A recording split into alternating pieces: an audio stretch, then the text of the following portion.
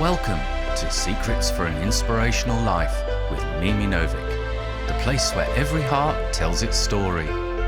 Whether it's inspiration, courage or hope you need, you've come to the right place. Sit back and enjoy the journey with us. Subscribe below to be sure you don't miss future episodes. Hello everyone and welcome to another episode of Secrets for an Inspirational Life. How are you all today? I hope that you are well. I hope, as always, that you are following the beauty of your heart. And people always say to me, oh, but you're living with these sort of rose-colored glasses. And I say to them, absolutely, because, there is a famous saying, and I can't remember who said it. We actually see things as we are, not as they are. And that is absolutely correct. And if our inner world and our inner sanctuary is something that is a reflection of who we are, then everybody can actually share in that light. And more now, as the world, it seems, sometimes can get darker, and people say, well, what's the point? What difference can I do? What difference can I make? Because there are so many huge things going on out there.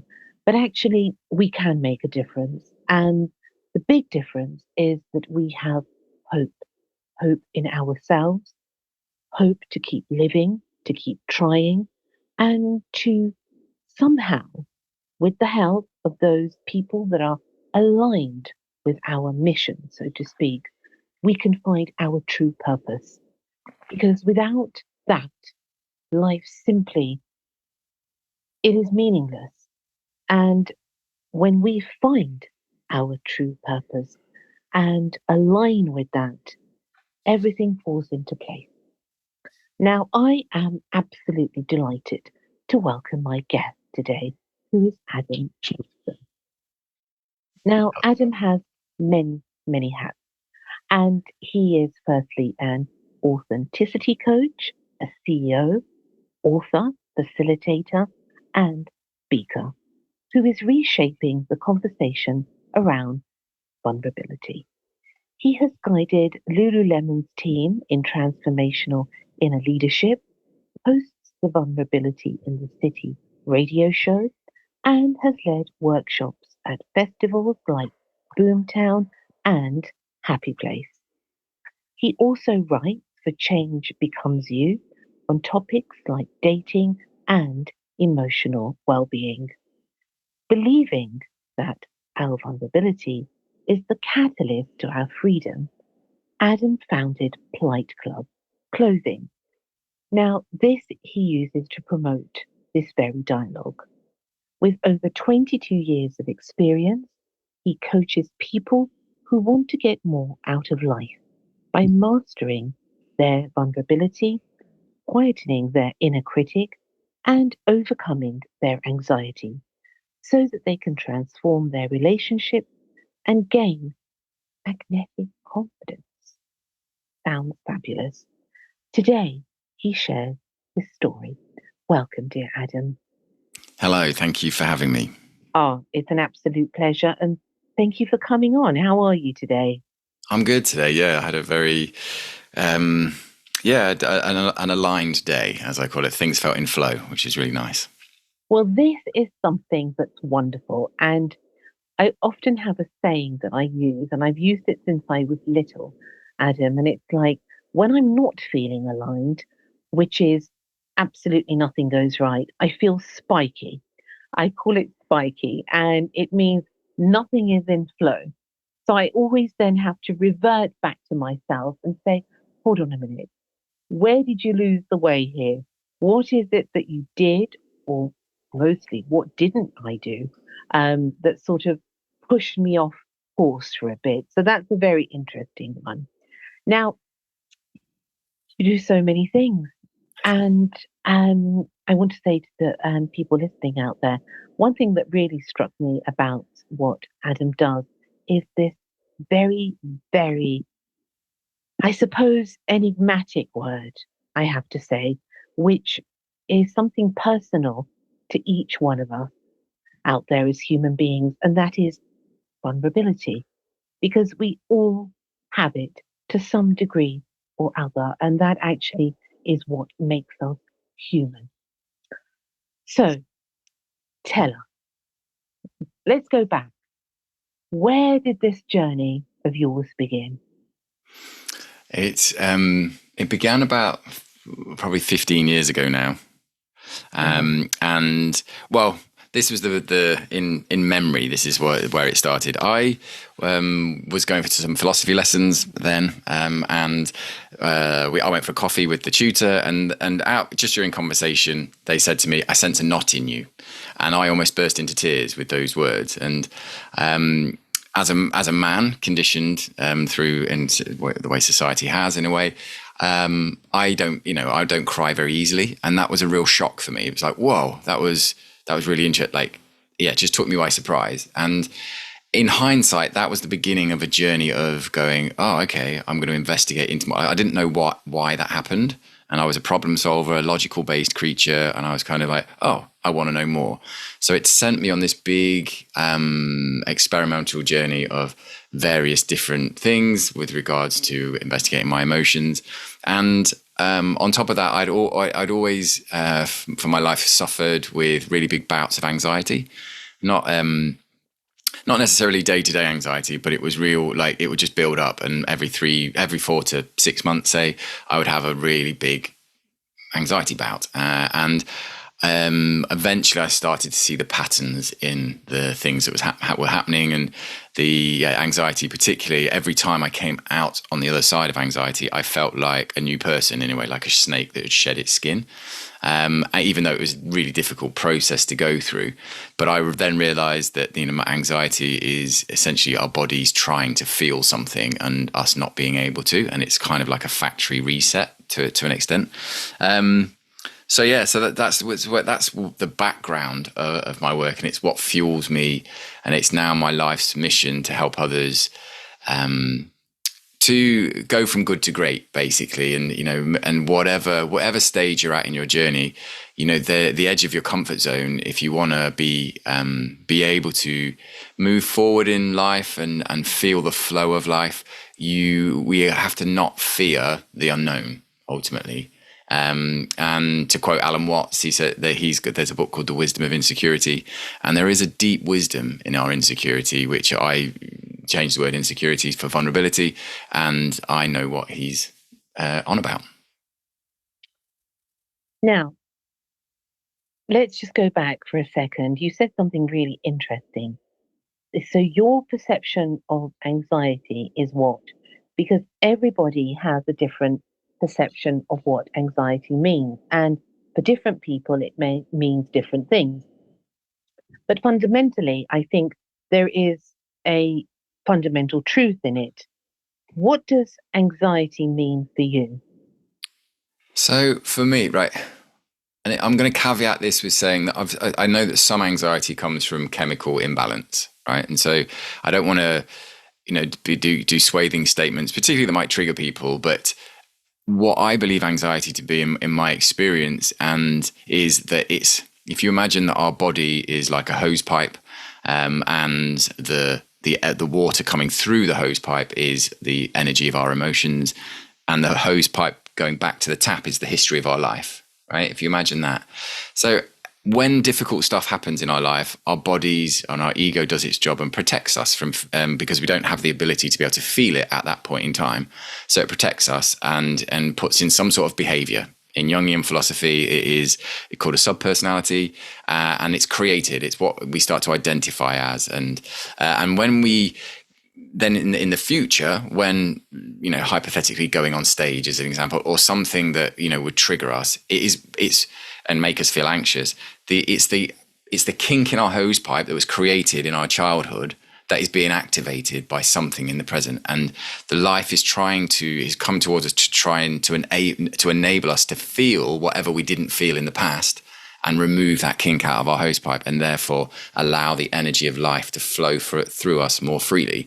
So to me, anxiety is a direction to follow. It's like an alarm bell going off in our in our bodies saying, listen to I'm trying to talk to you, but you're not listening. So will you please slow down? Will you please allow yourself space to feel, etc., etc.? That's what I feel anxiety is. I agree with you there, that it is something that our body or our soul is actually trying to say to us, but it's a very difficult position to be in. Because Yeah. in that moment, when you are fear stricken, when you are sometimes you're unable to actually move from this feeling, it's an overwhelming feeling, then I think the message must be deeper, far deeper. And how do we deal with that? How do we deal when you're walking along the road one day, say, and suddenly from nowhere, you get a bout of anxiety? It just comes, just like that. How can you deal with that? What is it that we are not doing as human beings? Is it that we are not listening to our inner self? What is it that makes this overwhelming feeling overcome us at times? I think that like anxiety, not every single time, because sometimes it can catch you out of the blue, and it has done for me, but a lot of it can be avoided by having like discipline comes through, confidence comes through discipline ultimately, and an ability to have a practice of monitoring our emotional flow. So I'm quite a passionate advocate for, like, the world has split mental health and physical health into two separate things. And obviously mental health is important and physical health is important, but you can have good physical health and not very good mental health, and vice versa, good mental health and not good physical health. But I believe that the world needs to start looking at emotional health. Because if the energy of your emotions is moving through your body, then you tend to have good mental health and you tend to have good physical health. And so if we were to keep an eye on that and notice the signs of where we're not actually expressing how we feel, and I mean that by talking about how we're feeling, movement, dance, just using our body, which is a vehicle for our soul ultimately. And as I said, with the hosepipe analogy, it gets conditioned out of feeling. And so when we're walking along down the street and we get struck by anxiety, something might have triggered us in and around us, right? But that, whatever that is, has been brought to us, is because life is a reflection, and to enable us to heal whatever it is. So that if we can train ourselves for our knee-jerk, we can't really control it. Well, we can't control our first thought, but we can control our second thought.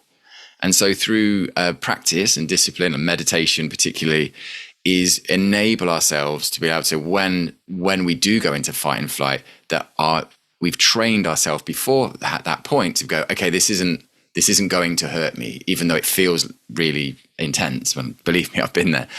And when you can catch yourself just that in that moment, it enables you with that confidence to break the cycle. But if you haven't done the preparation beforehand, let's say, and it does catch you off guard, what my work is about particularly is redefining vulnerability, so that, if I was walking down the street and someone said to me, just had the ability to say, listen, I'm not feeling particularly great, I'm feeling quite anxious, would you mind just standing with me for a moment till I catch my breath, kind of thing, I would 100% would help. But the way we live in society and the separatedness that we have, the chance of somebody actually doing that is very small. So, but in the moment, if you are feeling very anxious, the best thing you can do is, firstly, actually breathe through your nose, because that will start activating your rest and digest nervous system and start to calm you down. But then try and talk to somebody about it and be authentic, hence be an authenticity coach. If you can say exactly what's going on for you, it's going to enable you to feel it, rather than say, classic thing will be, oh, I'm fine, I feel fine. And you're avoiding the feeling. All you're doing is suppressing it. And ultimately what will happen is when that, feeling dissipates, in the future, something else will be brought to you to try and encourage you to feel whatever you haven't felt in the previous time. So yeah, that's what I think we can do. Now, reading about some of the things that you have said that you are driven by vulnerability, and also the healing that it brings to live a soul-led life. What does that actually mean? That means, okay, so That's a very, very deep thing that you have said. yes. And there's so much to it. You can go so many places with that. Well, where I'll start, I think, will be with mentioning Brené Brown. Mm-hmm. Right. So Brené Brown is a very famous person particularly for doing her talk on the power of vulnerability. And there is a huge power in it. But in that talk, what she doesn't talk about is, and this is going to be my talk, is the purpose of vulnerability. Right. And I believe that, as I said, and you mentioned at the beginning, that vulnerability is the catalyst to our freedom. Right. It's like our soul's language, for want of a better phrase. Even though it feels quote unquote negative, it's actually a hugely positive thing, signaling us to go in that direction. Like a similar feeling in our body is excitement, right? It's like, so we have vulnerability and excitement don't feel that different. It's just that we've labeled one positive and one negative, but both are just directions to follow. And so vulnerability and living a soul-led life, and I think you mentioned at the beginning as well about finding our true purpose. And I believe that our true purpose is essentially sculpted by pushing into our vulnerability. So when we can enable ourselves to hold ourselves in the vulnerability and not run away from it, and therefore feel our feelings, we slowly align more and more with the life that is meant for us. Right. And it's critical to say here, it's not necessarily the life that we want initially, but the life that's meant for us very quickly becomes the life that we want once we've gone certainly through the initial stages of change. So how vulnerability and living a soul-led life is linked is literally the direction towards it through attrition, to an extent, through slowly but surely undoing what I would phrase as our parental and social conditioning, which is the things, because every fear is a learned behavior, and fear and vulnerability obviously are intrinsically linked. And when we can move into and hold ourselves in that state, we can allow energy to move through us, which heals us, which aligns us towards our more soul-led life, our true purpose. But being vulnerable, when you say that to somebody, even if I was to say to you, but you're the expert in this, so let's say we were to say to somebody, I want you to be vulnerable. Even the word makes you feel vulnerable. It's a very, very powerful word. And people associate usually vulnerability with weakness.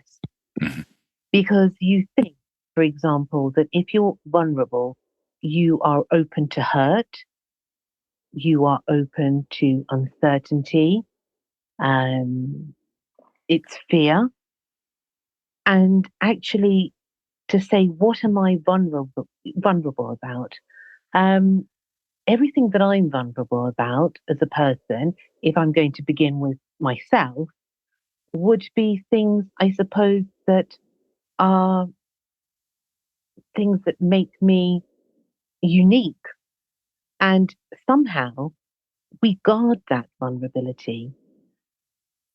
And maybe we shouldn't guard it. Maybe, as you said, we should examine it. We should actually go deeper into that. But what is the main point of being vulnerable? Is it that people come to you and they ask for your help, Adam? Are they vulnerable when they come to do that? Are they weak? At what point have they reached in their life when they come to you and ask to be helped? So to speak into the point of vulnerability is, you mentioned about being exposed or open to hurt and things like that, but you are also open to feeling alive and love and connection. And none of those things come without vulnerability, right? So the problem that we have at this point in time is that, where vulnerability is only considered a weakness because the dictionary says so. That it's a human, the word vulnerability is a human construct, and we branded it as something negative, right? And on the battlefield, yes, being exposed to a knife or a bullet is not good.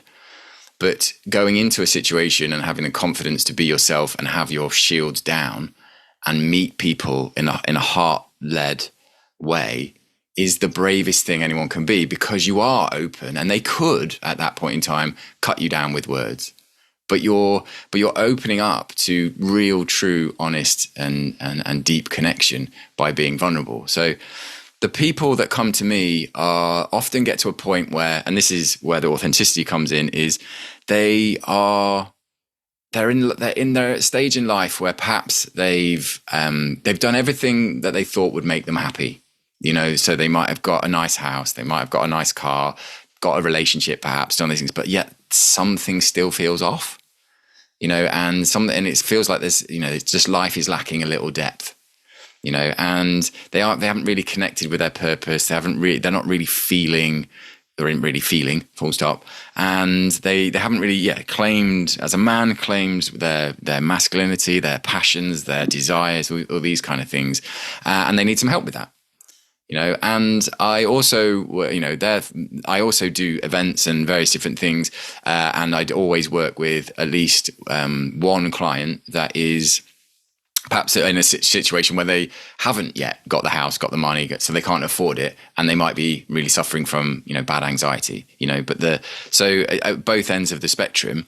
But the people I tend to work with that do obviously fund the freer things that I do are people that have got to a space where they're like, okay, yeah, my mum and dad said I'd be happy if I did all these things, or society said would be happy if I did all these things, but I'm not. Vulnerability. We come back to that word. Is it also actually about being real? Yeah. And being authentic and true, like you say. And is it really vulnerability? I suppose in one way it is. Or is that just an umbrella term for everything that is to be human? We're fragile. Mm-hmm. We are weak, and yet we can be so powerful. So is it, for example, I had an incident the other day, and you can tell me whether you think this is a vulnerable incident, where a neighbour was having some work done, and one of his lorries had arrived, and I'd never really talked to him, and it nearly hit my car. And I was really, really cheesed off, to say the least. And I said to him, I've had enough. And he said, why are you making a big deal? I said, because I've had enough. And he said, yeah, but I'm trying to sort my house out. I said, but you could hit my car. And he said something so ludicrous in that moment. He said, well, I have a Porsche. And I said, and I won't repeat exactly what I said, I don't give a bleep bleep if you have a Bentley. This is not about a competition. This is about being human. I am worried about my property in that moment. And he was shouting and shouting. And I just said one thing. I said, do you know what? You're really getting on my nerve. And he stopped. I said, because actually you've made me really upset and I've actually had enough. And he stopped in that moment and he said, I've had enough. And then we both calmed down. And I said, well, what have you had enough about? And that was enough for me to say to him, what has he had enough? He said, I've had enough about life. So in that moment of us both being a bit nuts and yet being human, and I use that word human a lot because people forget that we are actually human beings. We're not machines. We are human beings with feelings, with emotions, like you said, with a soul, with a heart. And I see that as the vulnerability. But actually, it's a power. it's the power of vulnerability Yeah. It's to huge. be, isn't it? To be Human. human and to say, do you know what, Adam? Actually, I feel a bit rubbish today. And this is what I feel like. And I feel that in the West, and especially in England, people have absolutely that stiff upper lip where people don't want to talk about it. But I want to talk about it. And when you travel across the world, you see it more when people say, oh, actually, you know, you look like, I don't know, a scarecrow. They're a bit more direct, but it's a bit more real somehow. Yeah.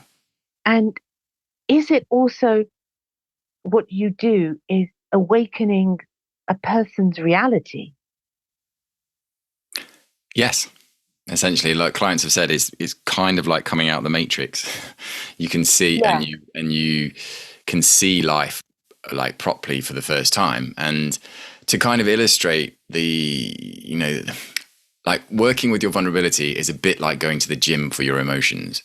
It's like, people have personal trainers to make their body fitter, but you have authenticity coaches or like emotional trainers to make your emotional flexibility more powerful, have more strength. So as an example, just to break down roughly your conversation, when you said about when the thing nearly hit your car, you said that you were worried about your car. But actually it wasn't what you weren't, that wasn't what actually was true. In that moment, you were worried. You said something else. You were worried about, I can't remember what exactly you said. I wish I did, but it was more of a human thing that you were worried about. You showed, when you said it the second time, you showed a bit of vulnerability, and that created an opportunity for connection with this person. And he then softened, correct. let his guard down. But initially, like, you got triggered because something got near your car and you went, oh, I nearly got my car. And then he got triggered because he would have needed to justify what was going on. And he used the Porsche as an interesting justification. I know, honestly. Yeah. Yeah. And then, but neither of you were actually talking about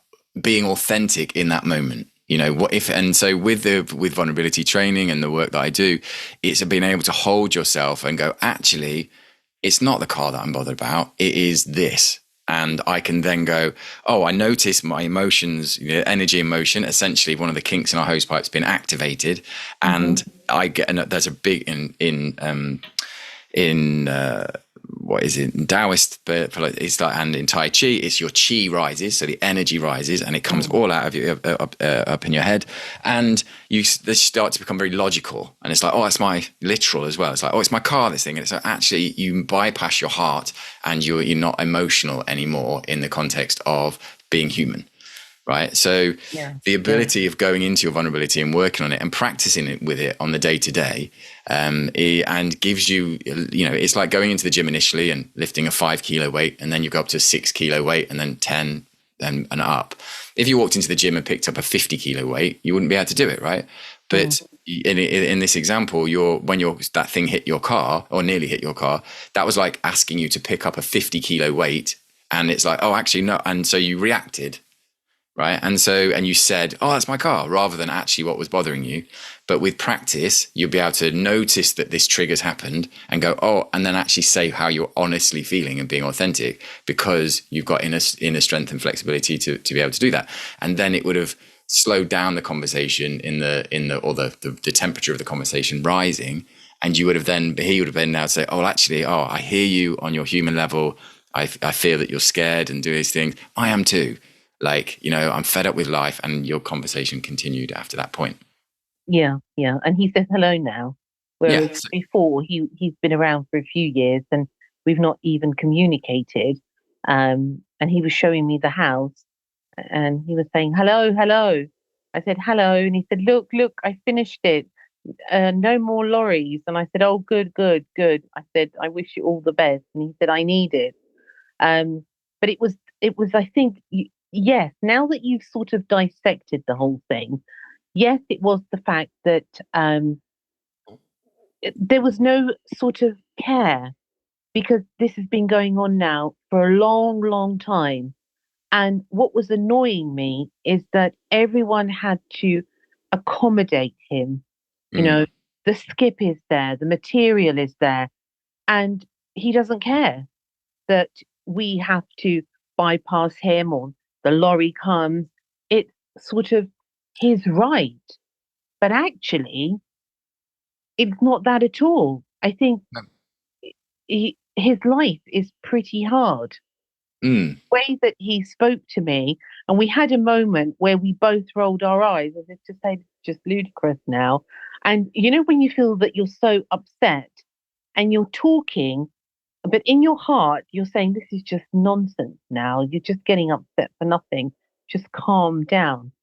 Yeah. And there is a point where you sort of detach from the situation and sort of a higher voice, the voice of the heart or the soul comes and says, "Just shut up.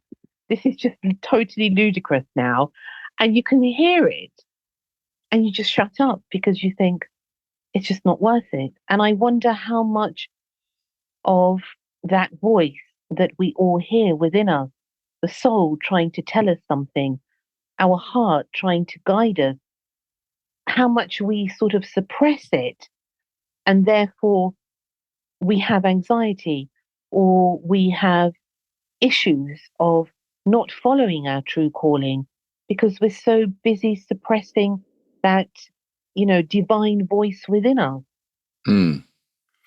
Yeah, I think that when you start to work on your vulnerability and flex the edge of your comfort zone, let's say, you start to go like a stick in the river and go with the flow, as opposed to trying to swim across the river or swim upstream, which a lot of people are doing in life. They're like, programmed into believing that life should be a certain way because mum or dad told me so, or society said I should do this, should do that, and therefore I want the American dream as such. And that when you start to listen to the voice in your head, to the voice coming from your emotions, that you start to be able to, as I said, hold yourself for longer. And the main thing at the beginning is certainly notice what you're noticing. So most of what we're telling ourselves in our existence is a story. And it's a story based on our conditioning. So just as an example, to illustrate when you said about he doesn't care, right? And you also said that neither of you had spoken really before that point. Mm-hmm. So the story is that he doesn't care based on his actions happening, right? And so, but he probably does care. It's just that the story you're telling yourself, because maybe in the past somebody hasn't cared about you, or you haven't had your needs met in certain ways, or whatever it might be. The story you says is when this thing's happening, he doesn't care about me, and then that makes you feel vulnerable, and that makes you feel and act in certain ways.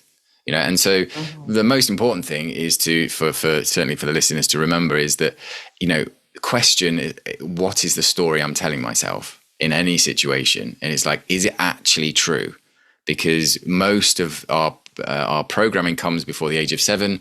We're essentially in theta brainwaves, and we just get hypnotized, and it's like, this is how we should behave. And that's where we pick it all up. And then that goes off, and that's like records playing in our brain. And like, when this thing happens, this is how I should feel, or this is how I will feel. And and that will continue until you have the ability to lift up the record playing needle and move it somewhere else and create your own pathways. And that's what I obviously help people with and understand. And long and short of it is it increases a person's ability to respond as opposed to react. And when you can respond to life and understand that life is having a constant conversation with you, that's when you can start to align with the life that's meant for you. And it comes through, obviously people go off on big retreats and do various different things, which are very important, and they are worthwhile. But the real deep work comes in the day-to-day. So noticing, and I have a method which I call the LAM method, which is liberate plus acceptance equals magnetism. So when we liberate our subconscious behaviors by noticing the stories we're telling ourselves, we then accept them by changing our behavior. And we only actually accept anything when we make a change. When we do that a lot, liberate plus accept, what we do is we massage out the kink in the hose pipe, the emotional kink in the hose pipe, which is what was programmed into us through some sort of traumatic event. And slowly but surely, as I said, the more energy moves through us, and we start to magnetize, i.e. attract a different reality. So that every time we change our behavior, it's like in quantum physics, we literally change to a different reality. Very, very like a fraction of a change, but it is a different one. And then you keep doing that multiple times. You imagine a clock face. And so your current existence is 12 o'clock, facing 12 o'clock. And then you make lots of behavioral changes. Slowly but surely you get to 3 o'clock and you can see your old life and you're getting better at work. And then before you know it, you get to 6 o'clock and you don't even recognize your old life because you're behaving in completely different ways. And the next time something falls near your car, as an example, and not to, put you on the spot, but then you can go, oh, actually take a deep breath. I'm noticing the story that's telling myself, and I actually ask a question about his day as opposed to, saying about your car, which is a perfectly normal knee-jerk reaction as a human. Don't get me wrong. I'm not saying that otherwise. But what it does, and this is partly what will lead on to talking about Plight Club, is that by working on your vulnerability, you start to you start to build trust in your body's reactions, and you can trust its signals.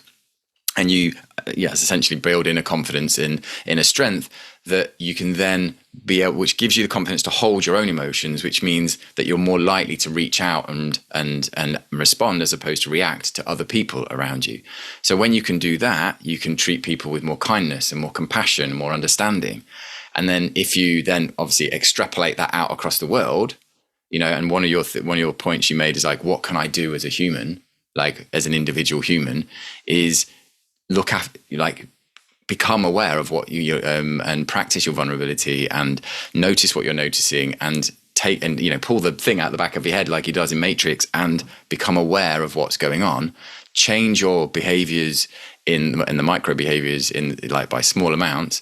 And then if you imagine, and I know that there is obviously our singular consciousness, which is what we see and feel in our head and etc. But there is obviously collective consciousness, which is I'm going to put reality, quote unquote, that we see around us in the world.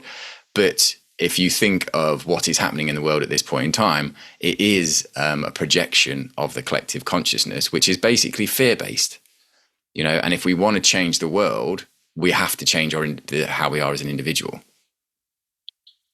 Fantastically put. And I have to say, though, there are people that don't care. But there are. And that's the point. I wish people would care. And that comes really from my rose-coloured glasses. But absolutely, you're right when you say, and I'm a true believer in that, it actually all begins with us. But I would ask why they don't care. What's going on underneath it. I genuinely believe that the normal way of a human is kindness, compassion, love, that kind of thing. But I believe that people get bent out of shape by our parental and social conditioning and ultimately get into a place of fear, and that causes them to either act angrily and act out of character in that way, or be numb and not care and just whatever. I don't give an F anymore, because it's like they've just given up. Which I think if they managed to be able to actually had some time with them and then could be aware of what's going on for them and their reactions and had enough time with somebody, then they would eventually start caring again. But it's essentially loads and loads of kinks in their hose pipe. Right, so they don't care because they can't feel the velocity and the beautifulness of life when it's coursing through you as freely as it can when you've faced into a lot of your emotional blocks, which would be the conditioning. But if you have a lot of them, which obviously some people do, ultimately that comes to like a feeling of stagnation, which might be considered depression in some ways. And there is a phrase for which, the not caring and being not very pleasant to people. Not saying that people are depressed aren't pleasant to people, but there are people that don't care in a depressed kind of way, and there's people that don't care in a go away kind of way. And the depressed kind of way is our body often calling us for deep rest, to slow down and feel and allow ourselves to feel whatever needs to be felt. And that is the catalyst to that is the catalyst to the life that's meant for us. And the way to get there is to enable ourselves to be more vulnerable, to feel what needs to be felt.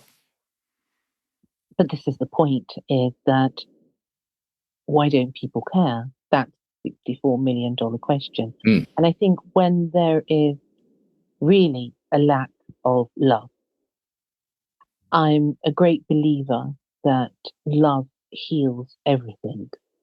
That is my viewpoint. That is my belief. I've seen it, have huge impact on people. If you imagine somebody that has love in their life and someone that doesn't have love in their life, it's a completely different thing. And in this day and age, I would say mostly that deep down, everybody, because we are love, we are these divine beings that are love, but everything out there is telling people just to focus on themselves, but not in a positive way. It's the me show. So it's the art of actually being able to have this beautiful love, this beautiful life seems impossible, because if everyone is comparing themselves to everybody and everybody is miserable and wants to be better than everybody, everything is confused. The world is confused. And we have to be really brave, Adam, to be able to take hold of that feeling of being vulnerable, of being scared, of sometimes saying, I don't give an F, as you say, and actually not allow that to become a way of life, because it can be. Because if you look around with the eyes that are, the human eyes, it's not a very nice world in a lot of ways.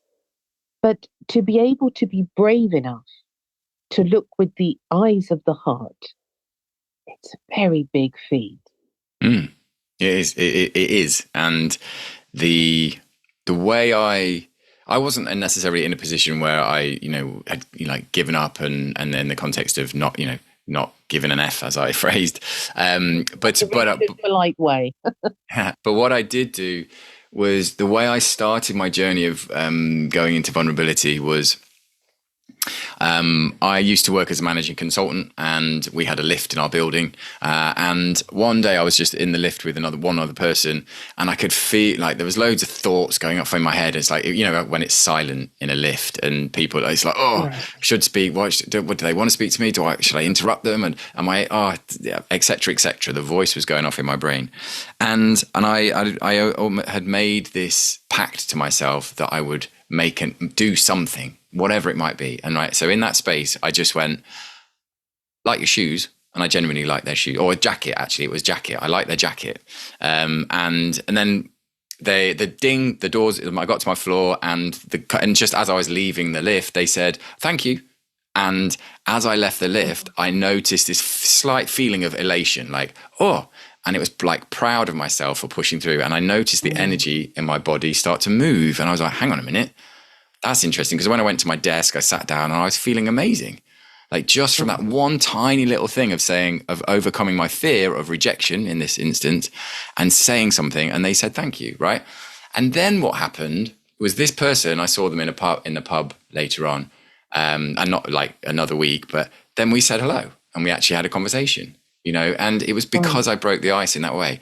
But what I'm saying to people that are, feeling stuck in life in that sense, if there's what's the smallest thing you can do to be a little bit braver?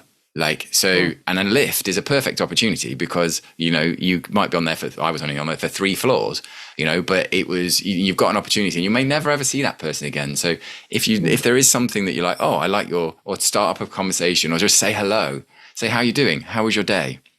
Whatever it is, but that feeling of not doing the classic thing, which is what phones aren't helping us in this instance. But it's so easy to pull our phone out of our pocket and then go into this what I call the separating social screen of our phones, and the safety of not having to interact with people. That's what phones have created, and it's killing us ultimately. It's and it's stopping the human interaction in the small moments. Which is the thing, the key to having a lovely day. Human connection, we all need it. And that's like, saying how was your day to someone isn't saying I love you to them, but it is showing them love. It's showing them attention. It's like saying, I notice you, I see you, which is our as humans, what we're trying to do in life is to feel seen and heard ultimately. And it's amazing when someone says hello. It is actually. I think it's wonderful. And you say something about the safety of our screen. Yes. So what is it? It's the prison. It's a prison. Like our phones are, don't get me wrong, I'm not a saint with my phone, but it's like a thing of it provides dopamine when it's like cheap dopamine, which is like, oh, someone sent me a message, or Instagram, oh, I get a little bit of a buzz. It is literally like having a fruit machine, a gambling machine in your pocket that you can look at whenever you like, and it's so easy to habitually go, oh, I feel a bit vulnerable here, so I'm going to pull out my phone. Oh, that makes me, it's like having a pacifier or a dummy for an adult.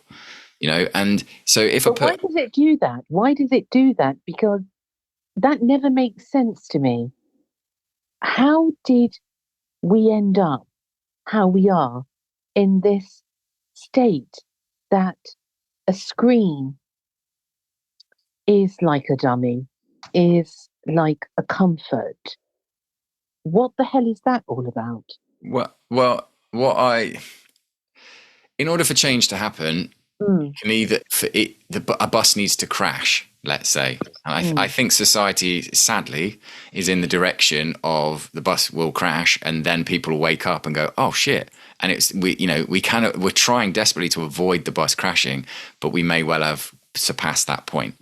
And I think that life is trying to encourage, like in general, it has let's say invented phones for us to get to the crash point quicker, to an extent. Explain that. So with our phone, we started to go down this avenue of separation, let's say, and it was something that got created, happened, and slowly but surely society has got more singular, more defined, more I am this, I am not that, right? And what I believe we need to do is go, I think, don't get me wrong, identifying as whatever you want to identify as is great to find who you are, how you are in life. But also, if we're going that way, I also think we need to go the other way. And it's like, show where we're the similar, not where we're different, because we're all human ultimately. And underneath this, we're all made up of the same thing. But I think that the journey with our phones is like, and it's I think same with artificial intelligence. Like our phones were the start of artificial intelligence, if you want, but it's going to get to a point where the level of trust in the world is so on a thin edge, like that people won't trust anything. So they'll be able. I'm going to have to stop using. I'm going to stop using my phone. I'm not going to do AI in the sense of if I want to get a bank transfer, then I have to go to the bank to see myself, to be actually viewed as a human. And I think people are going to get sick of it. Like we're going to get to the point where we're like, oh, this is ridiculous. And there'll be a big break in that. But I think sadly we are like, as Pink Floyd would say, we're comfortably numb, and it will break eventually. Oh dear. Yeah. I think you said it. Yeah. In that line. I'm definitely not comfortable and definitely not numb. And no, me neither. No, definitely not. And I never want to be. And I think that's the work that you do, is that you're waking people up. And good for you, because people need to be woken up. It's everybody's asleep and some want to sleep, and that's fair enough. Continue. But some don't realize they're asleep, and some actually want to wake up. And this is where the work that you do is so fantastic, in that you're actually, in a way, prodding someone's conscience and saying, come on, come on. And sometimes it's something that you can have a very, very heavy reaction where people want to fight because they don't want to be woken up. They don't want to do it for whatever reason. And I've learned also through my work to say, okay, if you want to sleep, that's your right. Continue. But there are so many people that don't want to sleep. They want to find their purpose. They want to find their reason for being on this earth. It's so momentary, isn't it? That we are here right now because we need to be here, and our light and our gift is needed. Yes, I think that people not what necessarily the phrase you use there is not wanting to wake up. I think that people, it's our egos. Our egos are doing their job and protecting us, basically, because waking up, as the using that, the phrase you're using, is feels unsafe. So we automatically veer away from that because literally because our ego thinks, oh, if I go that direction, ultimately I'm going to die. So I don't want to do that. And so I don't think it's a conscious decision to not want to wake up. It's a thing that's programmed into us to fear coming out and expressing our emotions. Hence, obviously, the vulnerability. But fear of what? Fearing what actually are people mostly afraid of? Death. So if you think of, and they're not necessarily consciously aware of it. So it's like, to our bodies, being rejected by, if I was to say, in that lift, as an example, said, light your jacket. Sorry. I said, light your jacket. And they were having a bad day and they went, get lost, or whatever, they were rude to me, let's say. And they rejected me. And I was like, oh God, that would really hurt. But to my body, when I put myself out there, it's like, go back to primitive primal times, is like, if we got cast out from the tribe, we would die. So our body thinks that if I get rejected or, I might get abandoned or whatever it is, that's going on the level of our ego. And it's literally a survival mechanism. And so, it's a very powerful thing, and hence a coach to be able to move you through it. But it's in the ability, and hopefully people, when listening to this, is to recognize that all our ego is doing is trying to avoid death. It's one job. I call it a reverse Terminator. Like, our ego has one job, and that is to keep you alive, right? It doesn't care about the quality of your life or anything. It's just like, if your heart's beating, your ego's happy. So what we need to do is, this isn't to get rid of your ego in any way, shape or form, because it's very, very important, because that's the thing that does keep you alive. Of course, in certain moments where, you need to react, like pull back from traffic, as an example. But it's not, we don't have often day to day, like face to face with actual death, like i.e. a lion being there or something. We actually come face to face with something that our body thinks it is. And having the ability to ride out that wave is where our freedom comes.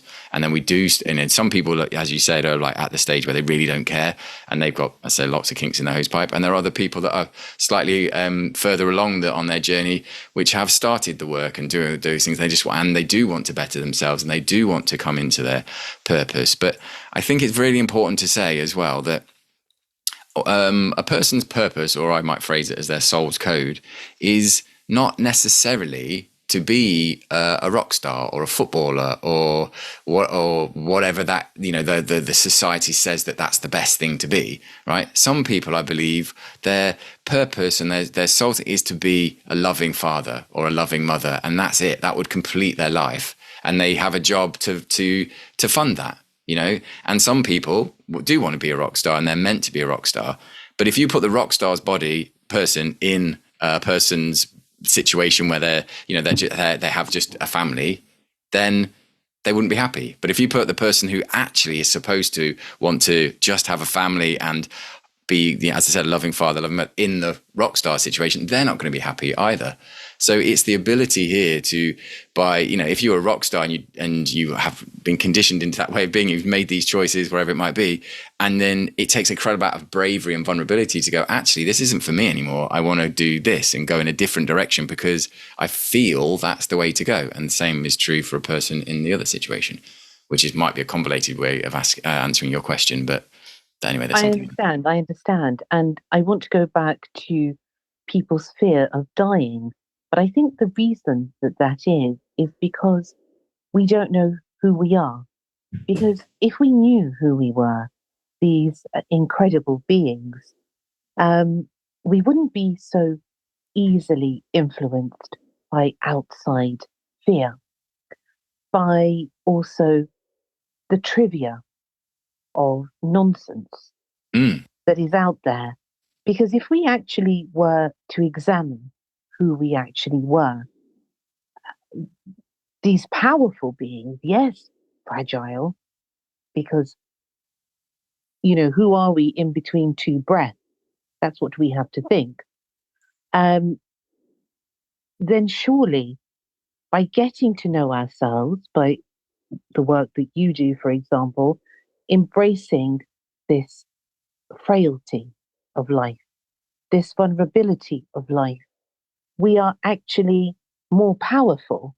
And then we do not need to fear whatever it is out there, whether, as you said, it could be a lion, it could be anything, because fear is one of the biggest delusions. So it could be anything. So we rely on props to actually identify as people, whether that be the rock star, the job, the friend, I don't know, the material aspect of life. But these are all transient things, and they don't really support our soul. And we know that deep down, because if we're relying on such things for our security, then no wonder we are in the state we're in. Yeah. And I think that we rely on those things for our security because we've been programmed to believe that they will make us secure. And in the context of Maslow's hierarchy of needs, yes, we need food, yes, we need shelter, etc., of course. But anything above that is we go into societal conditioning that says that we have to have the shiny thing, etc. But that comes through the conditioning that's happened through our parents. It's also conditioning through society. And being able to, if you want to go really esoteric on it, this whole thing about identity, like we as humans don't actually exist. In that we all, everyone, everything is just particles floating through space. And I say that, and it sounds quite, as I said, esoteric and grand, but it's actually, if you can bring yourself back to that kind of thinking and go, yeah, actually, all these, again, stories I'm telling myself and what I identify with it's actually a choice. And so, from a physics point of view and a biological point of view, we are literally our bodies are always changing. Like from now on, I think it's I don't know if it's 8 months, or I can't remember how long it takes for your entire body to be new, for the cells to regenerate, do all those things. If you start to think in those concepts, it's like, oh, actually, it becomes quite freeing. It's like, I identify as being, at the moment, say I identify as, I try not to, but I am a coach or I do coaching. As soon as I say I am a coach, it becomes limiting ultimately. And so I even say anything. So any sentence beginning with I is actually not fact. It's not true. It's just something that you've identified with to be able to communicate more quickly. And that's what language is for. But also our tongue is essentially a wand. It's like it casts spells, so hence spelling. The words that we use are what creates our reality. That's a very important point, because we have to be, I don't know what you think about this, Adam, but we are in a time of a huge manifestation of energy. And we have to be careful, not only what we think, but also what we say. Because, as you said, words are a spell. Hence, as you said, spelling. And what you think and what you say, I'm a huge believer in this, you become. Yes, I think it's. Would like to add here as well. I think it's important to not overthink about what you say, but think about how you say it. Right. So we are perfectly entitled to say exactly how we feel, but we're not entitled to say it aggressively at somebody. Right. And because that's obviously infringing on their energetic field. But what I also think you're referring to is the metaphysics of language, which is the thing that also creates our reality. And so our reality is created by our, thoughts, words, and actions being aligned. And so our thoughts and the meaning we put to things is what creates our reality, and the electromagnetic field of our heart is what brings it back. So it creates that loop. And that thing, you know, what you say, what you think, it becomes what you say, and what you say becomes what you do, etc., etc. And then that becomes your life, is exactly as you described.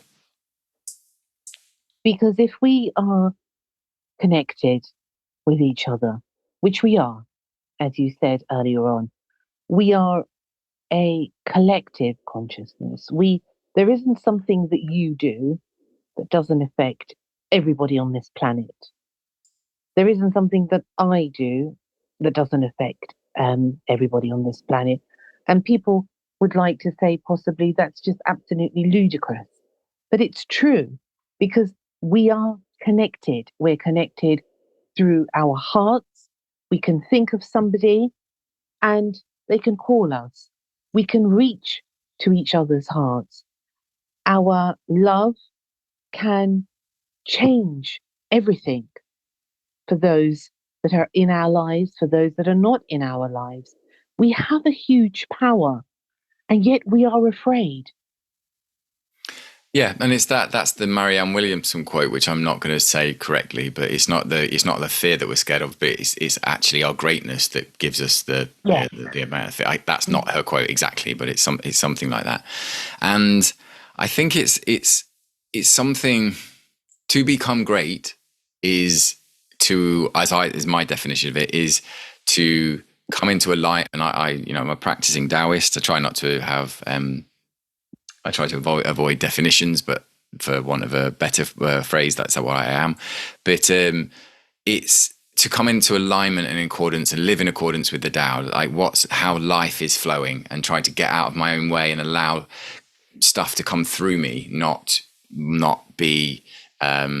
say what I want, but say what the truth, allow truth or the information to use my body as a vessel to come out into to allow my gift to come through. And we all have that, a gift, whatever it might be. And it's just being able to slowly but surely through practicing being vulnerable and ultimately feeling what needs to be felt that has been conditioned into us, that allows that to happen. And ultimately it just comes down to trust and being able to have more faith. And so faith and action are two very important words, and faith that everything will be okay. You know, so you think when a baby comes into existence, or a soul comes into existence into a baby, when they're immediately born, they have a 100% trust that life will look after them. You know, they just allow, and everything happens, and they get fed. And well, you know, this is immediately after birth is when the parental and social conditioning happens. And sometimes obviously babies don't get fed and difficult things happen. But assuming that those things do, like, that's a trust that we can certainly get back to and allow life and allow life. That's and not try and go. Yes, I said, like we talked about, going with the flow of the river, as opposed to try and shape it to what we think it should be. And that creates an incredible amount of freedom and ability to play and ability to be joyous about all the emotional flow happening through us. So, you know, for me, if I get sad, I'm happy that I'm sad because I'm feeling the sadness. You know, and so then same with if I get angry, you know, I don't get angry at people. If something makes me angry, I'm like, that's great, because I'll go and let go of the energy and get it out of me, which means I've done a bit of healing. And so even though I'm feeling the anger, it's great, and I feel happy about it because I'm feeling it. And if you're feeling it, you're healing it. I like that. Which I think, like, I'm going to do a slight segue, if it's okay, into Plight Club.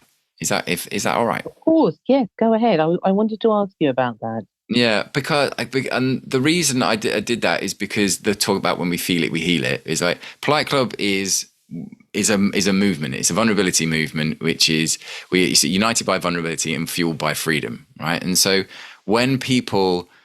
Well, and when to help redefine vulnerability is the bravest thing anyone can be, my personal mission is to get another denotation of vulnerability in the dictionary, because when we change the language around it, real world change will happen. So when people hear the word vulnerability, if they've got, one definition if it's weakness on a battlefield, but the other definition is that in conversation, it's very brave. The very small people, when they come into the world, will hear that definition for the very first time and go, actually, vulnerability has two cases. It's when, as I said, and they might be more encouraged to be it, or rather less fear to be it. And then with that, what happens is that they can, obviously, you'll have more confidence to be able to hold your own energy of your emotions. Therefore, you'll be able to reach out with more compassion and kindness and understanding of other people. And Plight Club's mission is to reduce the them versus us culture in the world. Right? What does that mean? I read about that, and I know you are the founder of Plight Club, aren't you? I am, yes. Yeah. Mm-hmm. What that means is that I, as I said, I think that there's a lot of segregation in the world into defining who you are, how you are, your identity, and there's lots of small groups of people that are certain, which I think, as I said, I think is wonderful. I think it's very, very important for people to identify as however they want to identify. I think it's wonderful, but I also think it's that this is an and situation, not an either or. It's like I am this. And I am a human, and underneath it, I am the same as you. Obviously there's equality 100%, but, men and women are different, but we're all equal. But under that is what we are all human. We all have emotions. We all have these things. We all have the fragility of life. We all have difficulties. We all have the joy of life. And it's how do we unify around that feeling of freedom, which is emotional expression. Right. And so for me, the way I feel to make change in the world is that, you've got to, in order to change the game, you've got to be on the pitch. And I think that fashion particularly is a way at this point in time, if you boil it down, most fashion is about saying, look how much money I've got. If you think about particularly high-end fashion, I won't name any names, but, ultimately, and don't get me wrong, perhaps very well-made clothes, there's really good quality there. But, when you're paying £6,000 for a handbag, it's showing that you've got a lot of money, which is, if that's what you want to do, great. But what about a brand that says, I'm showing how human I am, how open and vulnerable I can be, and how proud I am of that, to be a human and to be not sure about what's going on in life and to be in the messiness of it, but we're in the messiness together as a team and the camaraderie around that. And it's that's what I want Plight Club to, it does represent that. And if you think of it because the reason it's called Plight Club is plight is like a difficult, arduous experience, which is like life at times. And the first rule of Plight Club is that you do talk about it. So obviously there's a play on words with the movie. But if you think a club, it's like a members club without walls. It's so imagine if you were on a tube or a train or whatever, and you were having a slightly, not a difficult day, but there was someone there with a Plight Club cap on or a T-shirt on. You knew what it stood for, and you're much more likely to speak to them and say, "Hey, I'm having a bit of a tough time," because they're putting out there that they're open to a conversation, that they're human, And so that's what Plight Club's about, and that's what I'm passionate about. And I feel that in order to make genuine, real world change, we have to start coming together and uniting around what's common about being human, and the brilliance of that. And that's what Plight Club represents, and that's what the them and us, or reducing the them and us culture is about. It sounds fantastic. And is it for men and women, or just for men? It's for men and women. And so you do experiences, because I was reading about it. So you have groups and festivals and all sorts of things. How can you get involved? So the way a person can get involved is, first and foremost, they can just try and have a vulnerable conversation, just open up, be a bit more braver, right? You don't need to buy anything necessarily to join Plight Club. But if you want to support the movement, and what that does is by buying a t-shirt or a cap or whatever, or a bag, is that you're obviously putting the brand out there, and therefore taking a stand for vulnerability. But also you're supporting what I call emotionally expressive experiences. So our emotionally expressive experience, the clothing is one, of course, because it helps you express your emotions. But also I run something called Emotion Pit, which is a rage release rave. So it's enabling people through dance to get in contact with their anger and release it in a constructive way and unify around that. And what I would like to do with that kind of thing is take it into schools and take it into prisons and take it into workplace, into corporate things. But I would love it for a clothing brand to fund that, right? So you imagine Nike, and most of their profits go to paying for environments to help people express their emotions. So I have a plan with Plight Club to have emotion pits or rage release rooms on the high street, so that you imagine that if you're not feeling great, you can go into an emotion pit or whatever we decide to call them, and it's a room there where you've got a space to go and have a shout and a shake, and or maybe smash some things. And then there's also a place where you can go be zen and meditate, and there's also a coffee shop where you can go and talk and do all those things. And I would call them the epicenter of change on every major city, in every major city. So there's a lot behind it, but it's a starting point. It's a very small brand at this point in time. But whoever's listening, if you want to support this, buy a t-shirt to represent that you're, and it will encourage you to make change within your own body. Like, because people will say to you, what's Plight Club? Or I like your shirt.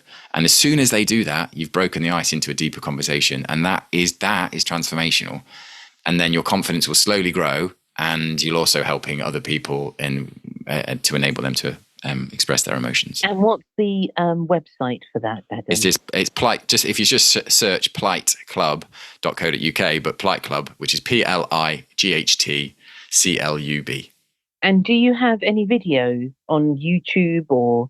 I do for my coaching at the moment. So what's the website for that? If you just search my name, which is Adam Slawson, so ADAMSLAWSON, then adamslawson.com is where my work is. And there's a few bits on YouTube as well. And also on Instagram, I'm the vulnerability guy.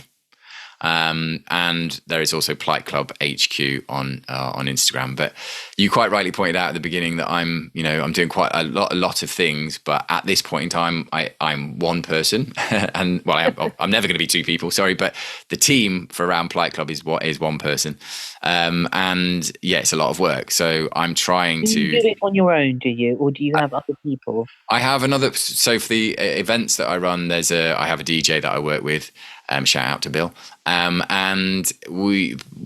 but apart from that, it's just me. And so what I'm needing at this stage is I'm raising my profile as a coach. And that's the thing that pays my mortgage at this point in time. And once that's let's say stable and coming, then I'll be going to be able to pay more attention back to Plight Club. And I'm looking for investment and that kind of thing. So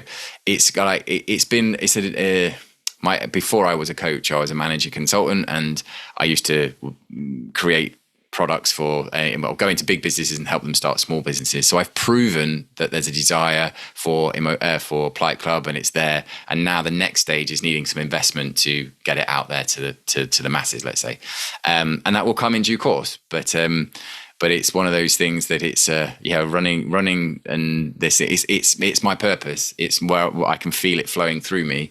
And it's something that, I can't wait for it to be in the world. And if anyone's out there that can help, then please let me know. That's what I want. That was my next question, actually. Are you looking for people to collaborate with? Yeah, for sure. Yeah, I like if you. So from a point of view of coaching, it's just having conversations online and being interviewed, doing more podcasts, doing things, gets the word out there. But I am also looking for people in Plight Club that to help me with social media, to help me with become the CFO, the CMO, that kind of thing, and people that are really passionate about and align with the mission. and want to come on board as a team. You know, it's a very early stage business, and I don't want to do this alone. You know, I can be the founder and leader of it, but I want to have a team of amazing people around me to help bring this into the world, because ultimately Plight Club is about connection, and I can't do it by myself, and I don't want to do it by myself, because the central word to my life, apart from vulnerability, is camaraderie. I love being part of a team. Yeah. Fantastic. Absolutely fantastic. I have been reminded of quite a few things. Thank you so much for that, Adam. I will think on that now, and I won't be arguing with the neighbour anymore.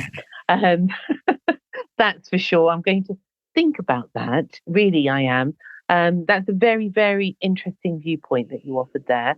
And thank you for coming on and sharing so much wisdom. There is so much, as I said in the beginning to everybody, there's so much that you do.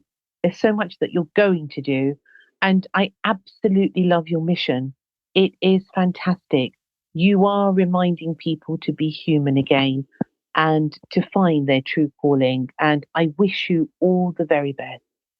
Thank you very much. That's very kind of you to say. It's like I can feel emotions rising in me, and I'm very, very grateful that I can feel those emotions, because it's what brings joy to my heart. And yeah, so thank you for having me. Oh, it's a pleasure. And do come back again. Do come back again and share what you've been up to in a while. Yeah, for sure. Let's in 6 months, a year's time. Let's get it. Yeah, get it in the diary. And Definitely. share it. I'd love to, because we need that. We need energy like yours. We need to be reminded. We're human beings. We need to remind each other. We need to support each other. And we're in it together. And when people are feeling lonely out there, don't feel lonely, because we are in this together. We are. If I may, at the end, just to say, if a person is out there and you're feeling lonely, and you're like, it's the first step is the hardest. Like, but call somebody, try just whatever, and that feeling that you'll get in your body, which is like, oh my God, that resistance of that is a good thing. It's your body talking, it's your soul talking to you and saying, go in that direction, even though it might feel negative. But if you can take a step like I did in the lift, your life will transform. It will get better and easier, because the energy of our emotions will start to move through you more freely, and you will feel more alive, and you will have more confidence to hold your emotions. You'll have more confidence to talk to people, more people will talk to you, etc., etc. And it all comes from being vulnerable and taking that first step. And if this inspires you to do that, then amazing. I think it's brilliant. And I just want to say one more thing that it reminded me of when you were talking about the lift and the nice shoes, is I'm sure you've seen it, where they do the social experiment, and also when they go up to people and say to them, you know what, you're beautiful. And people become transformed completely in that momentary moment, as they say, if there is such a word. People's face lights up, because it's like, you've recognized me. And that's what you're doing. That's what you have reminded me tonight to do. So thank you. Thank you. Yeah, that's a lovely that's. Have I got a minute just to talk into that a second, or have we got to go? No. Say. So it's this is where the authenticity comes in, right? So imagine if I walked up to somebody and said, you're beautiful. And just because I thought they were beautiful, there's no expectation, there's no attachment, there's no wanting anything from them. It's just me saying, you're beautiful. That's when a person would light up, because they fit with the authenticity. You're saying it as a vibration that is essentially non-threatening. Like it's just making a statement, and they can receive it. But if I was to go up to someone and try, as a woman, as an example, if I went up to a woman and said, oh, you're beautiful, with trying to chat them up and get something from them, that kind of thing, that could, and out of the blue, that could be considered slightly, well, it's a bit intense, and it's so the important thing here is to check ourselves of why are we what are we saying? Oh, is it to get something, or is it to give something?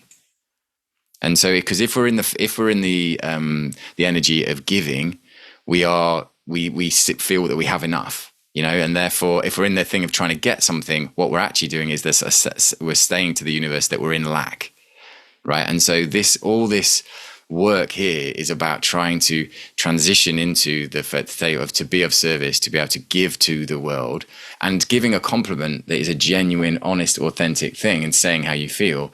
It can't be taken in the wrong way, because it's the vibration it's said at is so lovely. Yeah.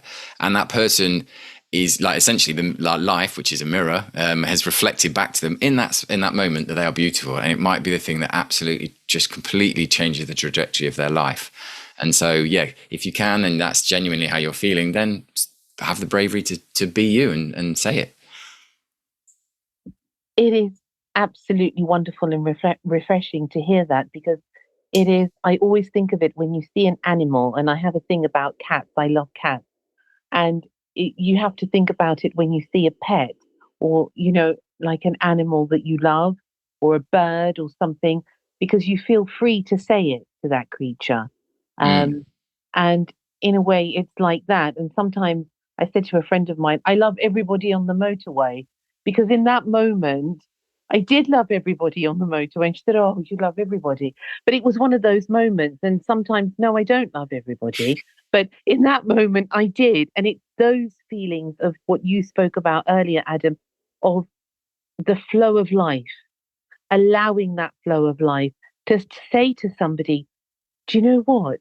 Actually, what you said was fantastic. You really changed something in me. And you're beautiful. And why not say it to somebody? Why not be genuine? Yeah, if that's how you're authentic, and that's what that's why being an authenticity coach is to because the vibration of authenticity is what will change the world ultimately, and people being themselves or having the courage to be themselves is what will bring us back into alignment of how humanity's the direction we're meant to be going in, which I don't think we are at this point in time. And so and each individual listening to this, by being a bit braver, by facing into their vulnerability and extending their comfort zone, you are not to be too grand about it, but you're doing your bit for humanity. You're doing what you can with the cards you've been dealt, and you're helping, and just by being yourself. Yes, let's be grand, actually. Yes, be grand, yes. Let's be grand, and let's end on a grand note that we are part of this beautiful humanity, that yes, it's frail, and yes, it's vulnerable, and yes, it can be difficult, but it's up to us to keep going, keep believing, and what a wonderful plight it is that you're doing. Keep doing it, Adam. Thank you very much. You keep doing you too. All right. Have a wonderful rest of the evening, and look after yourself. You too. Yeah, I'll speak to you soon. Okay, take care. Bye-bye. Cheers. Thank you very much. Bye. Bye. Adam Slawson, what a fantastic talk, and there is so much to learn, isn't there, from everyone we meet. Brilliant. Thank you again for listening.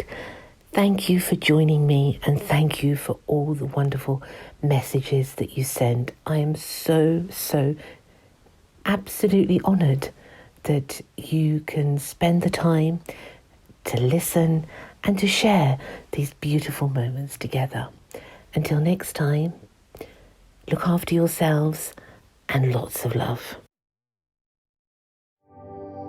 Thank you for listening to Secrets for an Inspirational Life, brought to you by your host, Mimi Novic. Please remember to subscribe to the podcast, and see you in the next episode.